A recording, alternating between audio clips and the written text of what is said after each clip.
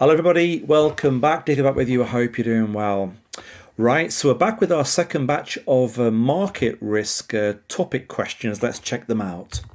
As you know, we're going to separate out the questions per topic, but if you do want to look at the kind of full sets and download them in one go, we've got these additional practice questions that we call them. These topic questions here that we have are a subset, I guess, of the wider question bank that we have here. Remember that the Q bank is very important, guys. Q bank for coverage because it's based upon the learning outcomes. The questions that we have here are GARP questions, and whilst they're good practice, they don't have perfect coverage. Important, guys, that you fill in the gaps with the Schwese Q bank and the mocks, of course, as well too. Right, let's check out these questions. An interesting bunch for you. Let's check them out. Now, talking about interesting questions, this is the second DVO1 question that came in 2023. I'd say it's just a little bit more straightforward than the one we saw in the first batch, the hedged butterfly. Not quite as bad as that, but in a way it's along a similar lines. Now, the idea, guys, here is we are doing a hedge, and what we're hedging here is a relatively illiquid 7-year interest rate swap, so relatively illiquid. Now, they plan here, rather than using hedging with a matching illiquid 7-year swap, they want to go with something a bit more liquid, and they go with looking for a 5-year and a 10-year more liquid.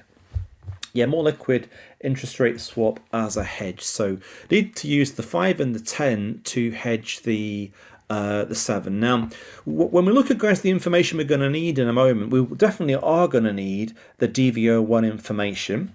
And we go a little bit further on here as well. Notice, guys, that we're also going to need as well the beta sensitivities. Let's talk about what's been going on here. So when they talk about a regression, they talk about a regression here. The idea is to try and look back over historic data to understand the kind of sensitivities between these 7-year and the 5 and the 10. This idea goes of looking back over the past kind of relationship or sensitivities, gets this idea of a beta, or often known as a hedge ratio. So these sensitivities, guys, here, we do have them here. The sensitivities or change in the values of these independent variables on the dependent 7 years. So these numbers, guys, here, these beta values here, we are going to build into our DVO1 hedge. And the final thing I want to show you before we do it, we're going to need to know the notional of the 7-year, which is 100 million. And what the question wants us to do is, as always in these questions, is to solve to find the notionals of the 5 and the 10-year, 5 and the 10-year notionals. Right, so guys, to look at this one here, just to map it out, what we've got for you, we're trying to hedge this 7-year illiquid interest rate swap, and we saw the notional there was 100 million. Now, to do this, we're going to choose a 5-year and a 10-year liquid swap.